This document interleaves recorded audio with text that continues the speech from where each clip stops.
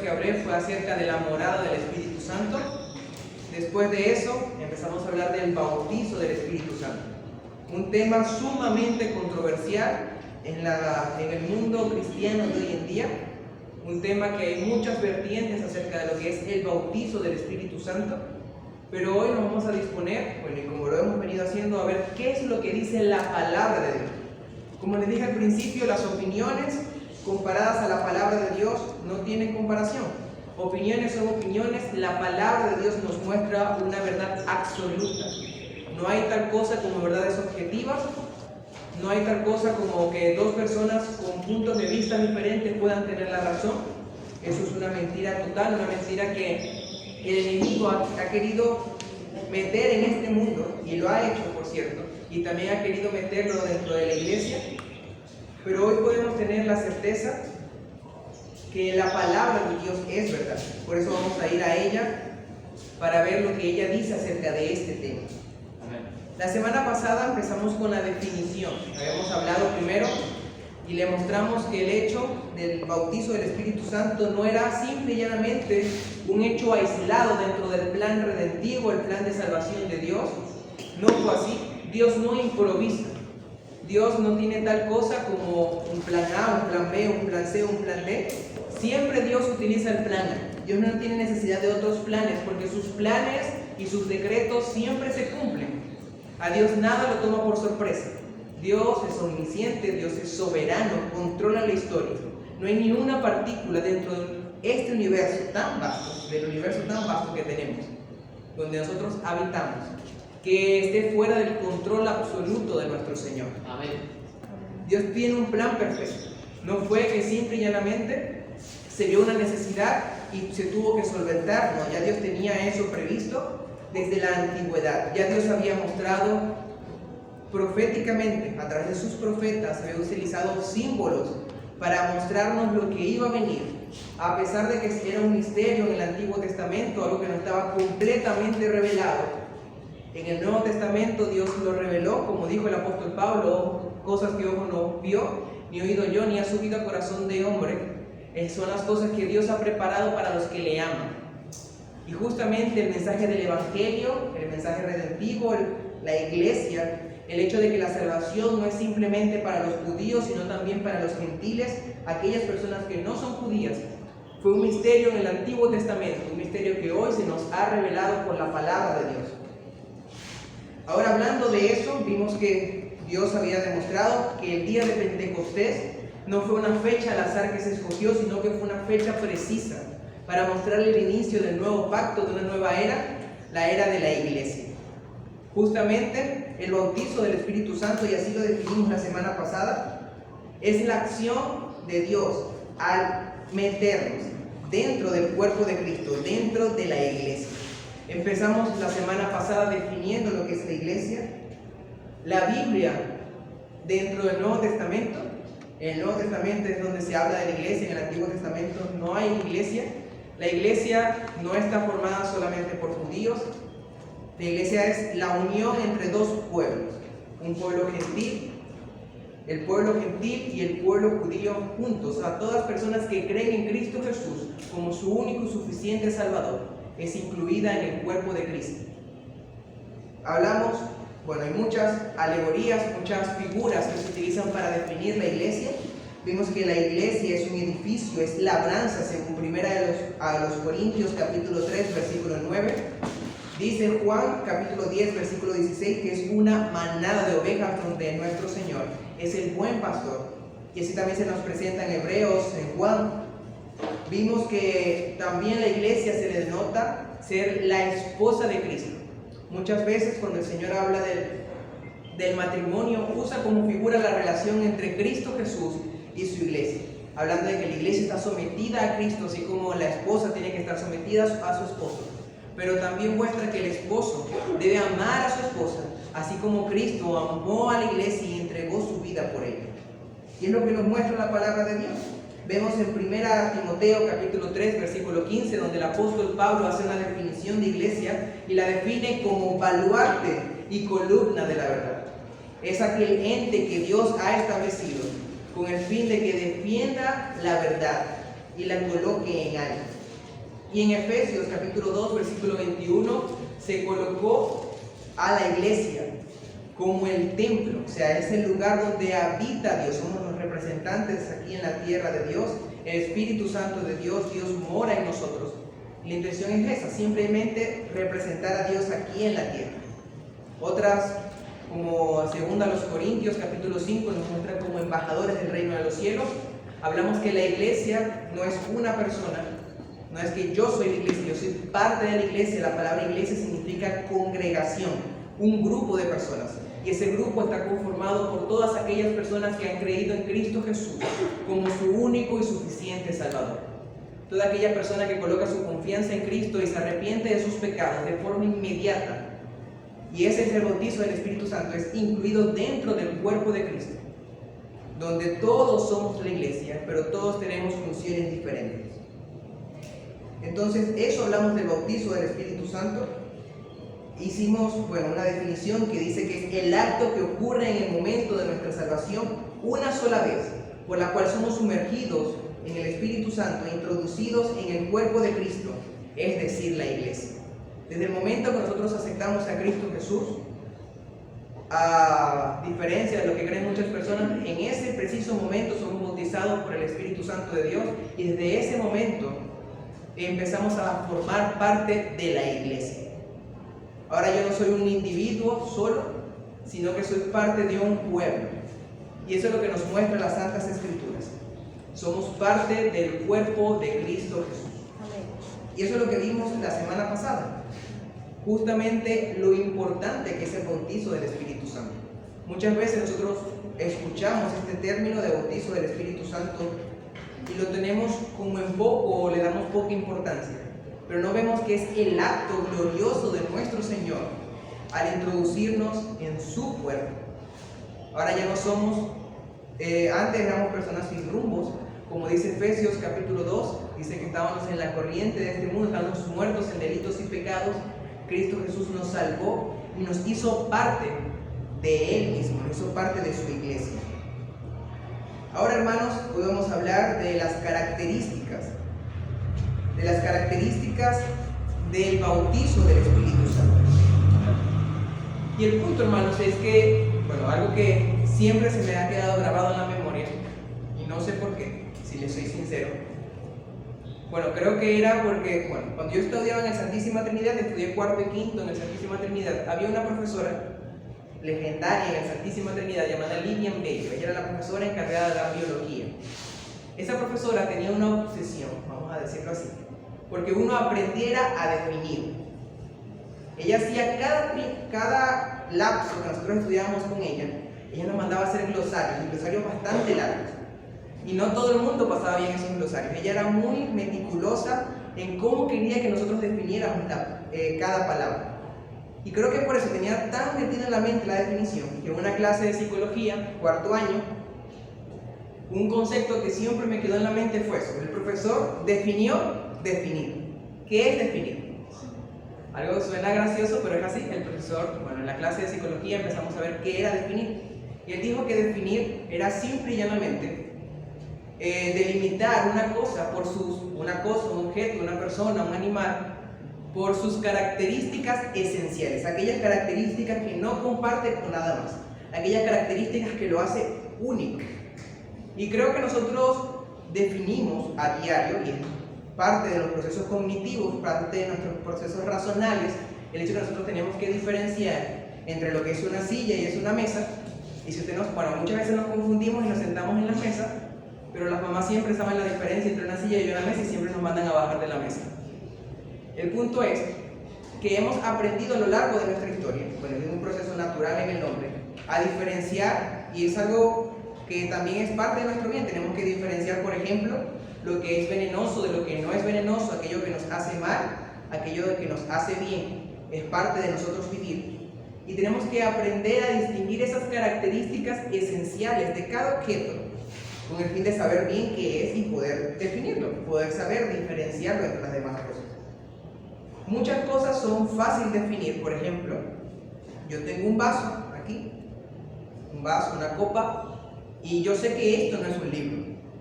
Así alguien me lo diga que es un libro, no es un libro. Por más que se esfuerce, nunca va a ser un libro. Es una copa, está hecha de vidrio. Los libros no están hechos de vidrio, de cristal, pero hay cosas que son mucho más difíciles de diferenciar. Por ejemplo, en estos días estuve escuchando, no me informé bien, de que estaban unos billetes falsos y se diferenciaban con la banda de seguridad, esa banda que ellos tienen en el medio, que era un poco más ancha de las de uno que las de otras, y bueno, con eso se diferenciaban algunos billetes falsos de los billetes verdaderos. Y es algo mucho más difícil, tanto así que a muchas personas, incluyéndome, le han metido algunas veces billetes falsos con billetes verdaderos.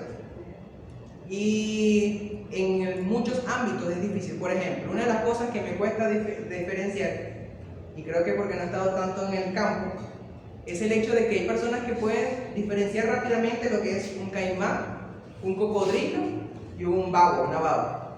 Yo no sé diferenciar eso. Las personas saben cómo hacerlo, yo no. Para mí todo eso es lo mismo.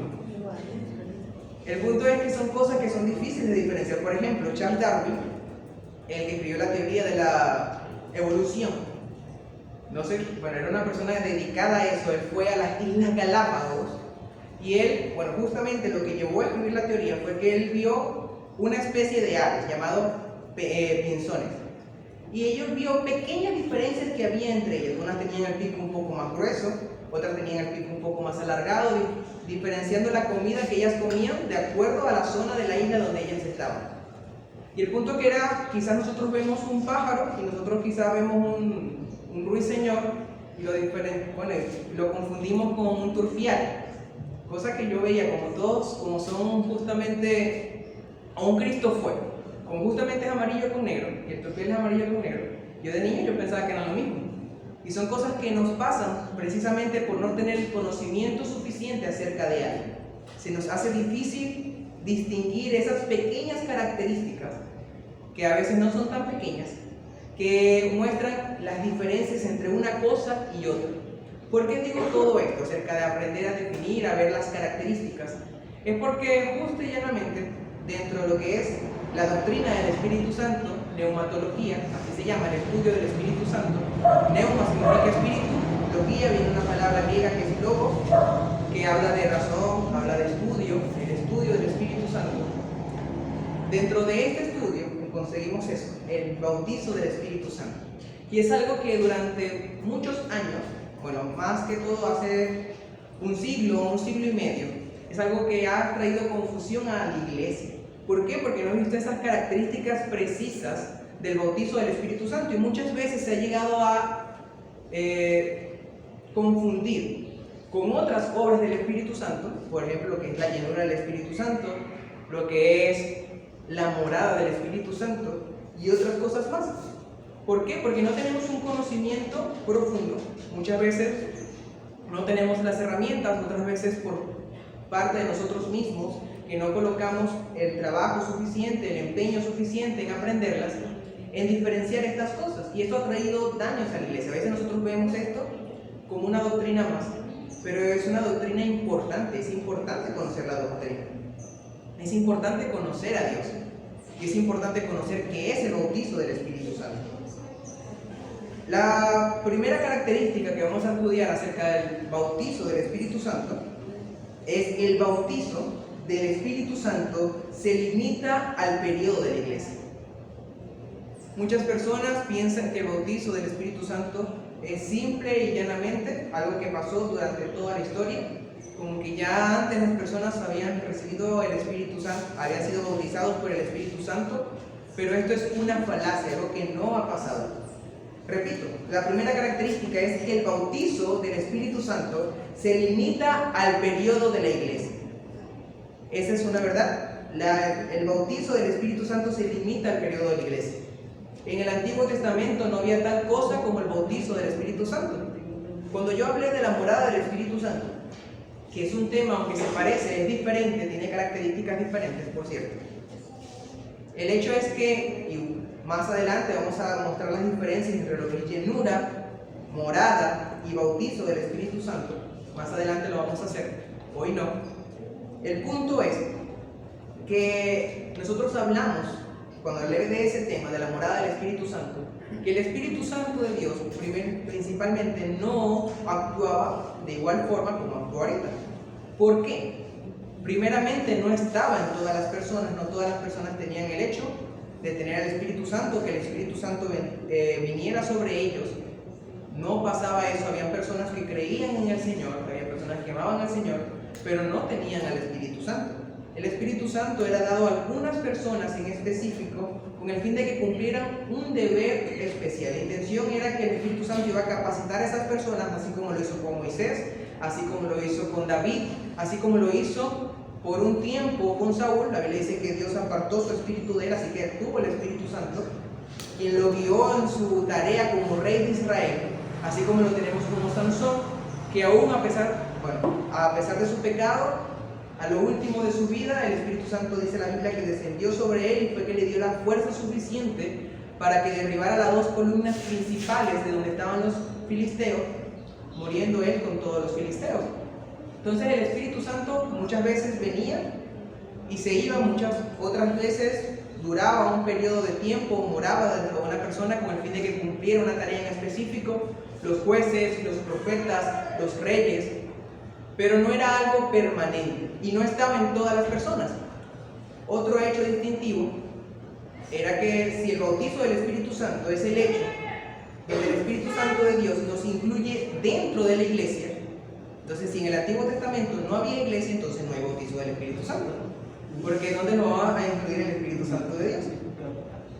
Entonces ese es un punto. Ahora vamos a ver dentro de este punto que el bautizo del Espíritu Santo se limita al periodo de la iglesia, no está en el Antiguo Testamento, ni siquiera está dentro del periodo de los evangelios, sino que está a partir de Hechos capítulo 2.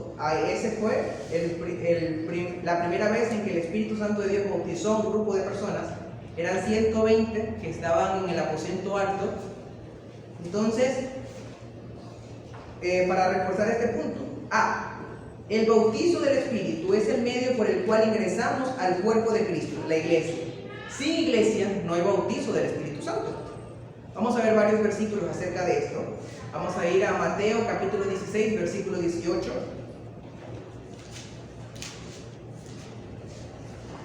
Mateo capítulo 16, versículo 18. Aquí tenemos, hablando un poco del contexto, tenemos la confesión de Pedro. El Señor Jesús les pregunta a sus discípulos, ¿qué dicen que soy yo? Muchos dicen, bueno, tú eres el hijo de David, tú eres el Mesías. Pero el Señor Jesús después hace la pregunta un poco más personal, dice, ¿qué dicen ustedes? ¿Quién soy yo? Y Pedro, guiado por el Espíritu Santo, que dice la Biblia que no se lo reveló ni carne ni sangre, dijo una declaración sumamente importante. Y dijo, vamos a leer a partir del 16. Vamos a leer desde el 15 mejor. Y les dijo, ¿y vosotros quién decís que soy yo? Respondiendo Simón Pedro, dijo, tú eres el Cristo, el Hijo del Dios viviente. Entonces le respondió Jesús, bienaventurado eres Simón, hijo de Jonás, porque no te lo reveló carne ni sangre, sino mi Padre que está en los cielos. Y también te digo que tú eres Pedro, y sobre esta roca edificaré mi iglesia, y las puertas del Hades no prevalecerán contra ella. Aquí quiero hacer una aclaración, que justamente es un punto que nos diferencia, de los muchos puntos que nos diferencian de la Iglesia Católica. Es el punto que la Iglesia Católica interpreta que esa piedra, esa roca grande, donde es edificada la iglesia, es Pedro. De ahí ellos sacan lo que es el Papa. Justamente el Papa significa el sucesor de Pedro. Se dice que Pedro fue el primer obispo de Roma y que, bueno, todos los obispos de Roma son el Papa. Pero el punto es que el Señor no está hablando de Pedro, sino de la declaración que hizo Pedro. Hay un cambio de palabra donde dice, tú eres Pedro, roca pequeña, pero después cambió, dice, sobre esta roca, roca grande edificaré mi iglesia, esa verdad. Y es justamente la verdad en la que está edificada la iglesia. ¿Cuál es esa verdad? Dice, tú eres el Cristo, el Hijo de Dios viviente. La iglesia está edificada sobre Cristo. Cristo, como dijo Pedro, como dijo el apóstol Pedro, es la principal piedra de ángulo. Esa piedra que desecharon los edificadores es la piedra donde está edificada la iglesia. El punto de que Cristo Jesús, el Mesías, vino a este mundo y murió por nosotros en la cruz del Calvario y resucitó de los muertos, esa verdad es la que permite que la iglesia, sobre esa verdad está fundamentada la iglesia. Sin resurrección de Cristo Jesús, la iglesia no existe. Sin la muerte de Cristo Jesús, la iglesia no existe. La iglesia está fundamentada en la muerte y resurrección de nuestro Señor Jesucristo. Y a esa verdad, y en esa verdad es sobre cual Cristo fundó y estableció su iglesia. Otra cosa que es parte del tema, eso era un pequeño paréntesis, el punto es que el Señor habla y usa el verbo edificaré. La Biblia no muestra que es un tiempo pasado, como que sobre esa roca edifiqué mi iglesia. No, ni tampoco lo muestra en tiempo presente, sobre esa roca estoy edificando o edifico mi iglesia, sino que lo muestra en tiempo futuro, sobre esa roca edificaré mi iglesia. Entonces la iglesia aún no estaba formada. Por lo tanto, no había bautizo del Espíritu Santo de Dios antes de la creación de la iglesia. Vamos a ir a Efesios capítulo 2, versículo 11 al 22.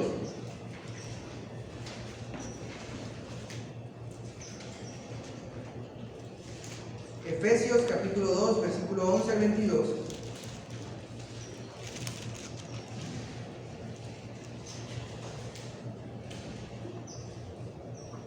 En los primeros 10 versículos el Señor habla de la salvación. Ese acto glorioso en que el Señor, estábamos muertos en delitos y pecados, estábamos siguiendo las corrientes de este mundo, conforme al príncipe de la potestad del aire, el espíritu que ahora opera en los hijos de desobediencia, así lo llama Pablo. Pero desde el versículo 4 hay una disyuntiva. Y justamente usan un conector disyuntivo.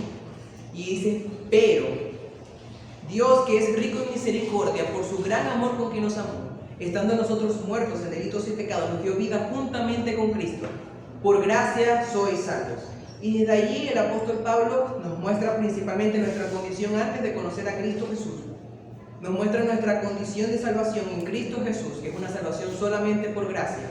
Y después nos muestra los beneficios de creer en Cristo Jesús. Y entre esos beneficios, y el beneficio principal que muestra el apóstol Pablo, es la creación de la iglesia. Y desde ahí empieza a hablar el versículo 11. Dice así: por tanto, acordaos de que en otro tiempo vosotros, los gentiles, en cuanto a la carne, erais llamados incircuncisión por la llamada circuncisión hechas con mano en la carne. En aquel tiempo estabais sin Cristo, alejados de la ciudadanía de Israel y ajenos a los pactos de la promesa, sin esperanza y sin Dios en el mundo. Pero ahora, en Cristo Jesús, vosotros que en otro tiempo estabais lejos, habéis sido hechos cercanos por la sangre de Cristo, porque Él es nuestra paz, que de ambos pueblos hizo uno, derribando la pared intermedia de separación, aboliendo en su carne las enemistades, la ley de los mandamientos expresadas en ordenanzas, para crear en sí mismo de los dos un solo y nuevo hombre, haciendo la paz, y mediante la cruz reconciliar con Dios a ambos en un solo cuerpo, matando en ella las enemistades. Y vino y anunció las buenas nuevas de paz a vosotros que estabais lejos y a los que estaban cerca, porque por medio de Él, los unos y los otros, tenemos entrada por un mismo Espíritu al Padre. Así que ya no sois extranjeros ni advenedizos, sino conciudadanos de los santos y miembros de la familia de Dios, edificados sobre el fundamento de los apóstoles y profetas, siendo la principal piedra de ángulo Jesucristo mismo, en quien todo el edificio bien coordinado va creciendo para ser un templo santo en el Señor, en quien vosotros también sois juntamente edificados para morada de Dios en el Espíritu. El punto de este texto es que la iglesia está fundamentada en la muerte y resurrección de Cristo. Si Cristo Jesús no hubiera muerto y resucitado, simple y llanamente no hay iglesia. En el Antiguo Testamento no había iglesia porque lo que permite justamente la unión de estos dos pueblos, el pueblo judío y el pueblo gentil, es la sangre de Cristo, los padecimientos de Cristo Jesús en la carne. Si Cristo Jesús no muere ni resucita, no hay iglesia. Es por eso que la iglesia se formó justo después de la muerte y resurrección de Cristo Jesús. Amén. Exactamente 50 días después, en el día de Pentecostés. Entonces, el primer punto, vuelvo a repetir, el bautizo del Espíritu Santo se limita al periodo de la iglesia. ¿Por qué se limita al periodo de la iglesia? El primer punto es porque el bautizo del Espíritu Santo es la entrada de un individuo en la iglesia. Y justamente no puede haber bautizo del Espíritu Santo de Dios si no hay iglesia. Y la iglesia, como vimos, se fundamentó después de la muerte y resurrección de nuestro Señor Jesucristo. Ahora vamos con el punto B. Cristo declaró que el bautizo del Espíritu Santo es algo futuro. Cristo Jesús, cuando hizo referencia al bautizo del Espíritu Santo, nunca lo vio como un hecho pasado, nunca lo vio como algo que había pasado en alguna ocasión, sino que siempre se refirió al bautizo del Espíritu Santo como algo futuro. Vamos a ir a Hechos capítulo 1, versículo 5.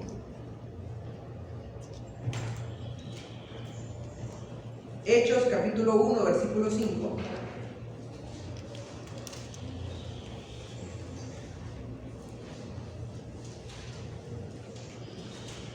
Dice: porque Juan ciertamente bautizó con agua, mas vosotros seréis bautizados con el Espíritu Santo dentro de no muchos días. El Señor Jesús hace una distinción clara en cuando Juan se bautizaba con agua, pero en el futuro, dentro de no muchos días, justamente fueron 10 días después de la ascensión, serán bautizados con el Espíritu Santo. Y justamente es la diferencia. El Señor Jesús nunca mostró el bautizo del Espíritu Santo como algo pasado, sino que lo mostró como un hecho que iba a pasar después de su ascensión. Y eso lo muestra las Santas Escrituras. Y punto C, dice: el bautismo del Espíritu Santo ocurrió por primera vez en el Pentecostés. Vamos a ir a Hechos, capítulo 11, versículo 15. Hechos, capítulo 11, versículo 15.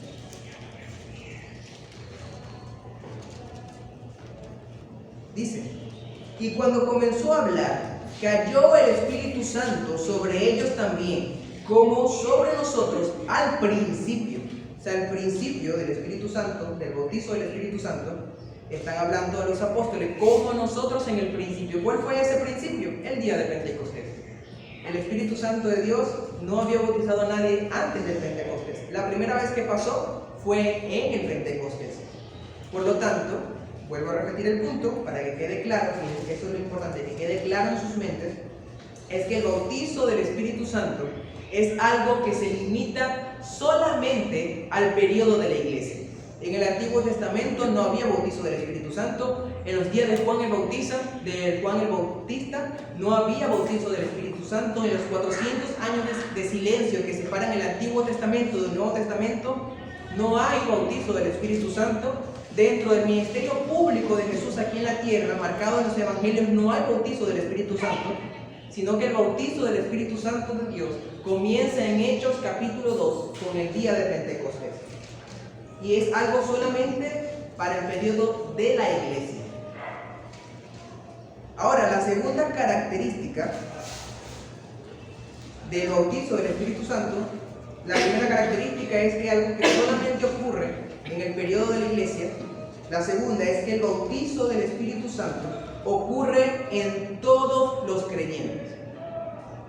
En todos los creyentes. Desde el día de Pentecostés, toda persona que cree en Cristo Jesús como su único y suficiente Salvador, de forma inmediata es dada entrada al cuerpo de Cristo por medio del bautizo del Espíritu Santo.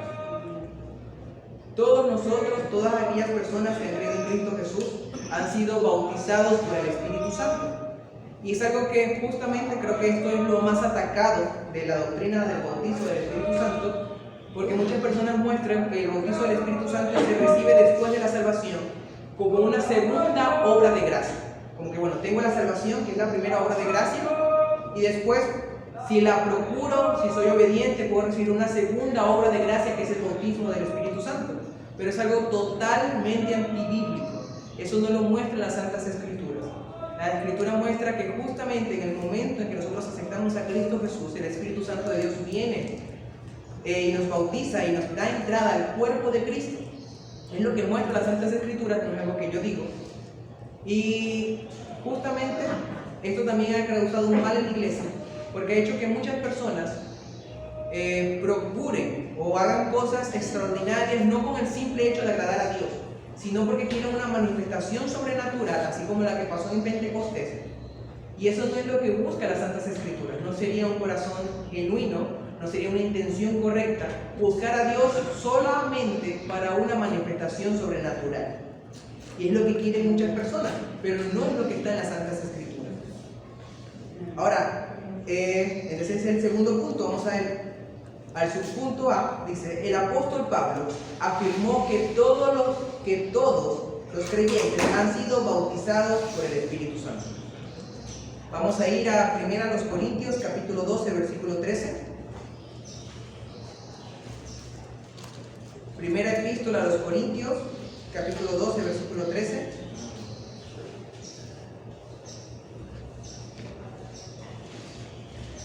Dice: porque por un solo espíritu fuimos todos bautizados en un cuerpo, sean judíos o griegos, sean esclavos o libres, y a todos se nos dio beber de un mismo espíritu.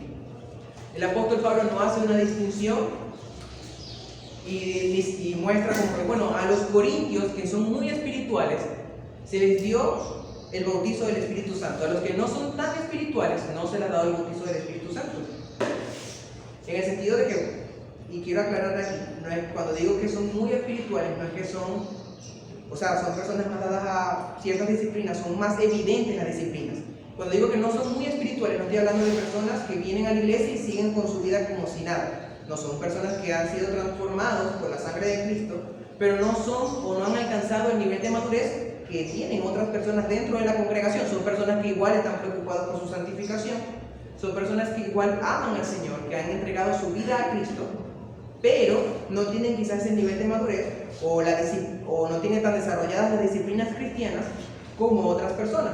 Aclaro aquí, porque hay muchas personas que hablan de tener cristianos dentro de la iglesia, cristianos carnales, en el sentido de que, bueno, son personas que vienen a la iglesia, cantan en la iglesia, pero bueno, tienen una vida normal fuera de la iglesia. Esas personas no son cristianas. Y si nos vamos justamente a las características de un cristiano, hablando de características, en Primera de Juan, muestra que dice que el que dice que permanece en él debe andar como él andó. Primera de Juan, capítulo 2, versículo 6. Muestra que tenemos que andar como hijos de luz. Y justamente Efesios, capítulo 5, versículo 1, dice que debemos ser imitadores de Dios como hijos amados. Y esas son características que tiene que tener el creyente. Otra cosa que muestra Primera de Juan es que el creyente peca, obviamente que nosotros pecamos, pero el creyente no practica el pecado. Dice la Biblia que si nosotros pecamos tenemos abogado para con el Padre, Jesucristo el justo, y que si confesamos nuestros pecados, Él es fiel y justo para perdonar nuestros pecados y limpiarnos de toda maldad. Pero el pecado del creyente no es una práctica, es algo que ocurre, porque somos personas que estamos sujetos, pero luchamos continuamente contra el pecado.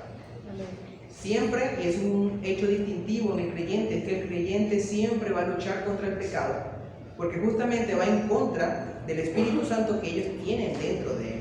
Y es también lo que quiere el Señor, el propósito del Señor, y el Señor está trabajando en nosotros continuamente con el fin de que nosotros seamos cada día más como Cristo, a la estatura de Cristo Jesús. Amén. Entonces quiero hacer esa aclaración ahí. El apóstol Pablo y muestra y justamente aclara que el bautizo del Espíritu Santo no era solamente para los judíos, como creyeron las personas en el Pentecostés, a pesar de que habían estado con Cristo Jesús, todavía para los apóstoles era un misterio la creación de la iglesia, cómo Dios iba a unir a estos dos pueblos que no se querían. Más bien los judíos veían con malos ojos a los gentiles porque decían que eran personas impuras, y se asombraron. Bien, en Hechos capítulo 11, cuando está Cornelio, Pedro va con Cornelio y se sorprende cómo ellos también recibieron y fueron bautizados por el Espíritu Santo de Dios, y fue algo sorprendente para ellos. Y ellos pensaron como que también a los gentiles se le ha dado el don del arrepentimiento. Fue algo sumamente sorprendente para ellos ver cómo estas personas que no eran judíos también se le había dado el don del Espíritu Santo de Dios. Entonces vemos también que el apóstol Pablo dice que entre judíos o griegos, sean esclavos o libres, a todos se nos dio a beber de un mismo espíritu. Todos hemos sido bautizados. No hay un creyente, no hay un solo creyente, ¿verdad? No hay ni una sola persona que haya creído en Cristo Jesús como su único y suficiente Salvador. No hay ni una persona que se haya arrepentido de sus pecados que no haya sido bautizado por el Espíritu Santo de Dios. Quiero que eso lo tengan claro. Lo otro es que el bautismo del Espíritu Santo es puesto como una característica del creyente. Vamos a ir a Efesios capítulo 4.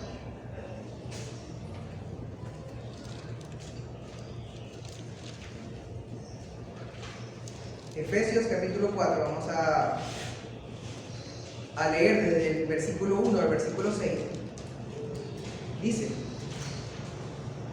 yo pues, preso en el Señor, os ruego que andéis como es digno de la vocación con que fuisteis llamados, con toda humildad y mansedumbre, soportándoos con paciencia los unos a los otros en amor, solícitos en guardar la unidad del Espíritu en el vínculo de la paz, a un cuerpo y un espíritu, como fuisteis también llamados en una misma esperanza de vuestra vocación, un Señor, una fe, un bautismo, un Dios y Padre de todos, el cual es sobre todos y por todos y en todos.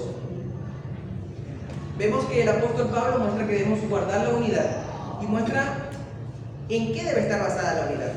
Nuestra unidad debe estar basada en esas características fundamentales que debe tener todo creyente. ¿Y cuáles son esas características fundamentales que debe tener todo creyente? Dice que solícitos en guardar la unidad del Espíritu en el vínculo de la paz. Somos un cuerpo y un espíritu, como también llamados a una misma esperanza de vuestra vocación. La primera característica es que todos los creyentes en Cristo Jesús, que debe ser una característica para tener la unidad entre nosotros, es que todos fuimos llamados por una misma vocación. Todos fuimos llamados para una misma esperanza de vuestra vocación. Segundo, todos tenemos un mismo Señor. Todos tenemos a Cristo Jesús como nuestro Señor y Salvador. Segundo, todos tenemos una fe. Todos creemos y depositamos nuestra confianza en Cristo Jesús. Tenemos una sola fe que está en la palabra de Dios. Y también tenemos un bautismo, un solo bautismo. Dice, tenemos un Dios y Padre de todos. Todos nosotros tenemos un Dios y Padre de todos. Son características que tiene que tener el creyente. Entonces, ¿cuáles son esas características? Que se ha bautizado por el Espíritu Santo de Dios. Es algo que tienen en común todos los creyentes y por lo tanto tiene que ser una característica que nos una los unos a los otros. El hecho de estar bautizados por el Espíritu Santo de Dios. Y aquí quiero aclarar, muchas personas dicen de la boca para afuera que Jesús es el Señor. Y dice Jesús mismo, por cierto, citando a Isaías, dice que muchas personas me dirán, Señor, Señor, pero su corazón está lejos de mí. Cuando hablo que tenemos un Señor, tenemos una fe, también hago referencia a Santiago capítulo 2, cuando dice que la fe sin obra es muerta. Porque muchas personas afirman tener nuestra misma fe, afirman tener a un mismo Dios y Padre, afirman tener a un mismo Señor, pero, y aquí pongo un pero grande, no son personas que demuestran eso a través de sus vidas. Volviendo a Efesios capítulo 2, muestra la salvación, pero muestra también los resultados de la salvación en el versículo 10. No somos salvos por obra, pero somos salvos para buenas obras. Dice que somos hechuras suyas creados en Cristo Jesús para buenas obras, las cuales Dios estableció de antemano para que nosotros estuviésemos en ello. Ese es el resultado. Nosotros vamos a manifestar que tenemos una misma fe, tenemos un mismo Señor, tenemos un mismo bautismo en la forma en que nosotros actuamos. ¿Por qué? Porque tenemos, y quizás es una mala costumbre que nosotros tenemos como creyentes, de que muchas personas, hay personas en la iglesia, vienen a la iglesia y hasta hay personas inconversas que tú vas para su casa y dicen que son cristianos, que creen en nuestra misma fe, pero usted sabe que su vida no manifiesta eso, usted sabe que es inconverso. Y tendemos también a llamarlo hermano, como que eso nos une con él, pero la verdad es que no. Nuestra fe tiene que ser manifestada con nuestras acciones. Y aquí también otra aclaración, no, con esto no digo que una persona busca a Cristo Jesús y va a ser perfecta de forma inmediata. Debemos entender que la santificación es un proceso. La intención es que hoy debo ser más santo que ayer, pero soy menos santo que lo que seré mañana. Es un proceso continuo del Señor trabajando en nosotros hasta que lleguemos a la perfección que va a ocurrir cuando seamos glorificados con Cristo Jesús. Amén. Entonces debemos tener eso en mente. Y bueno, el punto 3, el bautismo del Espíritu Santo ocurrió por primera vez en el Pentecostés. Bueno, no, me equivoqué, disculpen. El bautismo del Espíritu Santo ocurre en todos los creyentes. Ese es el punto que estamos desarrollando. La primera prueba es que el apóstol Pablo afirmó que todos han sido bautizados por el Espíritu, en 1 Corintios capítulo 12, versículo 13. La segunda prueba es que el bautismo del Espíritu Santo es puesto como una característica del creyente en Efesios capítulo 4, versículo 1 al 6. Y la tercera y última prueba de este punto es que nunca se ordena a buscar o procurar al Espíritu Santo. Si no todas las personas son bautizadas por el Espíritu Santo, entonces fuera acorde de que el apóstol Pablo, el mismo Señor Jesús o cualquier otro apóstol haya dado un mandato de procurar justamente el bautismo del Espíritu Santo a través de la obediencia, a través de la oración, pero eso es algo que no ocurre a lo largo de todas las Santas Escrituras. Usted nunca verá un mandato ni del apóstol Pablo, ni de Jesús, ni de ninguna persona que está en las Santas Escrituras ordenándole a usted que usted tiene que procurar, buscar, anhelar el bautismo del Espíritu Santo. Porque si ya usted es el creyente, ya usted ha sido bautizado por el Espíritu Santo, es algo que usted no tiene que buscar. A diferencia, por ejemplo, de la llenura del Espíritu Santo, que no es un acto que nosotros recibimos de forma instantánea, que dice la Biblia que debemos dejarnos llenar por el Espíritu Santo. El verbo allí es un verbo pasivo, en realidad, un verbo que nosotros recibimos. No es que nosotros mismos nos vamos a llenar del Espíritu Santo, sino que debemos dejarnos llenar, debemos dejarnos controlar por el Espíritu Santo de Dios. Y es un mandato que Dios nos hace a nosotros. Justamente tenemos Efesios capítulo 5, versículo 18, hasta parte del capítulo 6, donde nos habla de la llenura del Espíritu Santo y cómo debe ser manifestada la llenura del Espíritu Santo. Y muestra también, por ejemplo, cuando los apóstoles en Hechos capítulo 6, capítulo 7, están buscando a personas que sirvan a las mesas, personas que se atiendan a las viudas de los griegos, principalmente, por eso buscan personas griegas, porque la viuda de los griegos estaban siendo desatendidas, de los creyentes que, y aquí aclaro, los creyentes, cuando hablo de creyentes griegos, son judíos, igualmente judíos, solamente que se habían criado fuera de Palestina, habían adquirido muchas costumbres helenistas, costumbres griegas. Esa es otra cosa, a los griegos no les gusta que le digan griegos, sino helenos.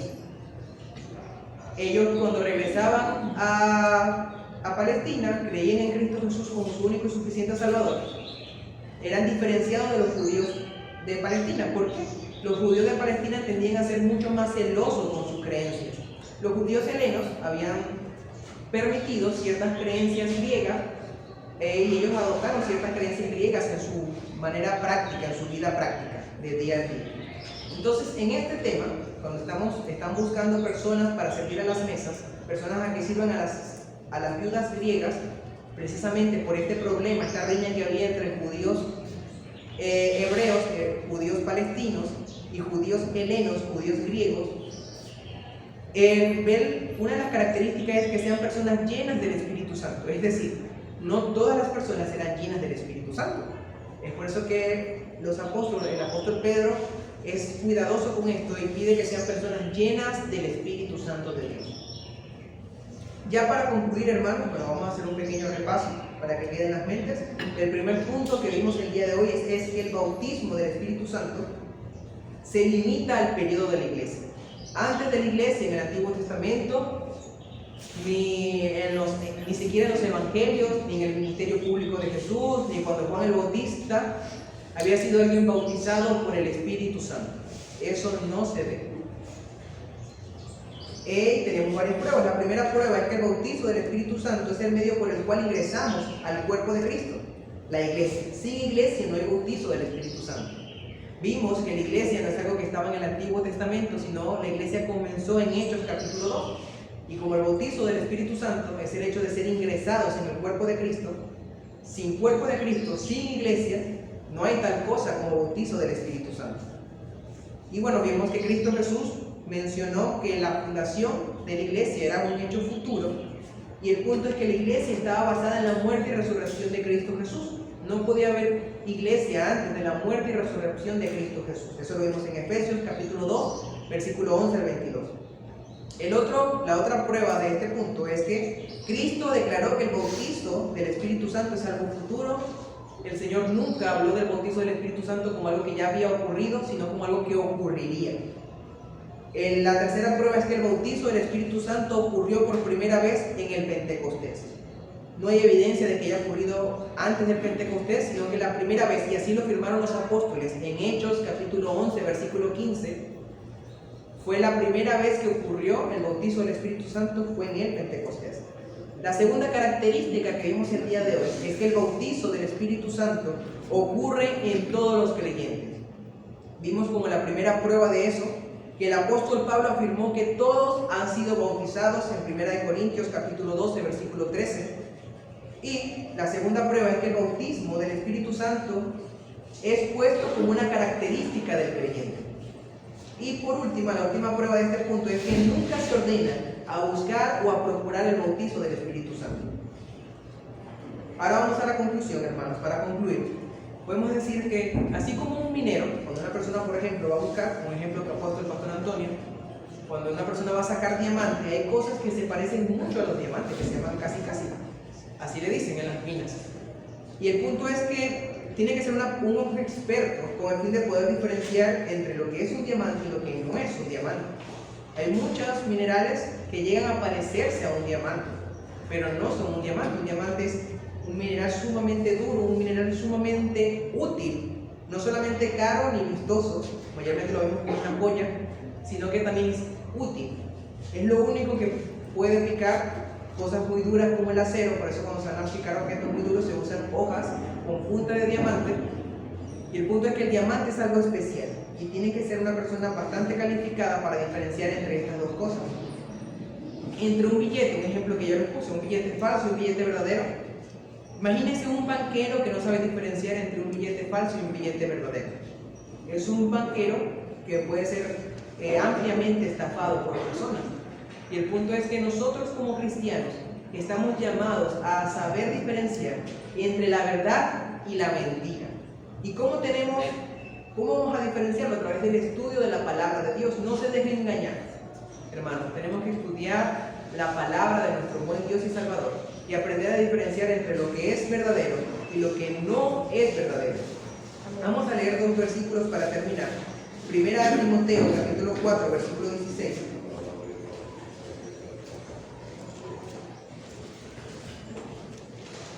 Primera a Timoteo,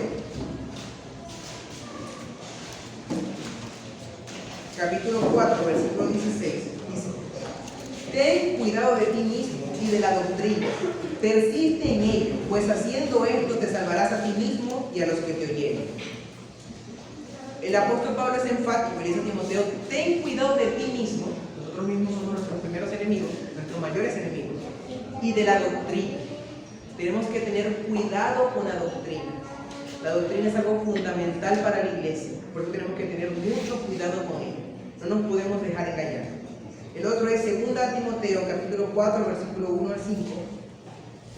Dice: te encarezco delante de Dios y del Señor Jesucristo, que juzgará a los vivos y a los muertos en su manifestación y en su reino, que prediques la verdad, que instes a tiempo y fuera de tiempo, redarguye, reprende, exhorta con toda paciencia y doctrina, porque vendrán tiempos cuando no sufrirá la sana doctrina, sino que teniendo comezón de oír, se amontonarán maestros conforme a sus propias concupiscencias, y apartarán la verdad del oído y se volverán a las fábulas.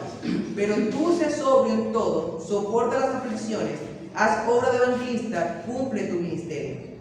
El apóstol Pablo advierte a Timoteo de lo que va a pasar. Tiempos que estamos viviendo donde las personas se amontonan para escuchar de acuerdo a sus deseos más profundos, ya no quieren escuchar la verdad. Y la verdad se ha apartado del oído. Lo que mayormente escuchamos por los medios televisivos, los medios de radio, lo que mayormente se predica no es la verdad, es la mentira. Y el apóstol Pablo advierte a Timoteo de que vendrán tiempos peligrosos y debemos tener cuidado de ellos. Y es por eso, hermanos, que tenemos que darle importancia correcta al estudiar la doctrina del Espíritu Santo, que ha sido una de las más atacadas en los últimos años y aprender qué dice la palabra de Dios. Cuando nosotros hablamos de la Biblia, hablamos de Dios, tenemos que entender que nuestra base tiene que ser no lo que dijo Sultanejo o lo que dijo fulano, sino lo que dice la palabra de Dios. ¿Qué dice la palabra de Dios acerca de este punto? ¿Qué dice la palabra de Dios acerca del Espíritu Santo? Yo, Daniel Tochón, me puedo equivocar, me equivoco, más bien a diario me equivoco. Quique se puede equivocar, se equivoca, estoy seguro que se equivoca a diario. El pastor Antonio, estoy seguro que también se equivoca a diario. Somos personas, somos hombres que nos equivocamos, pero algo que nunca se equivoca es la palabra de Dios. Así que busquemos la palabra de Dios, escudriñemos la palabra de Dios, porque en ella está la verdad. Oremos, hermanos. Amantísimo Señor que estás en el cielo, te damos gracias por tus bondades infinitas. Gracias, Señor, porque nos amas, nos cuidas, nos proteges. Gracias, Señor, porque tu palabra es verdad. Algo que no me cansaré, Señor, de decir es que tu palabra es verdad. Señor, te pido, Dios, que esta palabra, Dios, haya penetrado en el corazón de las personas que están aquí. Que sean personas, Dios, que aprendan a diferenciar, Señor, entre lo verdadero, Señor, y lo que no es verdadero, entre lo falso, Señor. Te pido, Señor, que nos ayude, Dios, a ver tu verdad y aprender de tu verdad, Señor. Que nos haga, Señor, esa columna y baluarte de tu verdad. Que podamos defender, Señor, tu verdad cuando es atacada, Señor. Que podamos dar razón de nuestra fe, Señor. Estar preparados para dar razón de nuestra fe, Señor. Te lo pido en el nombre de Jesús. Y que este conocimiento, Señor, lo podamos poner por obra, Dios, por práctica. Que podamos guardarlo, Señor, y atesorarlo en nuestros corazones como un tesoro precioso. Porque es un tesoro precioso. Gracias, Dios, por tu palabra. Gracias, Dios, por hablar a través de mí. Porque soy incapaz, Señor, de hacerlo. Solo, Dios, solamente tu gracia y tu misericordia, Dios, es quien me permite estar aquí. Gracias, Dios, por todas las cosas. En el nombre de Jesús. Amén y amén.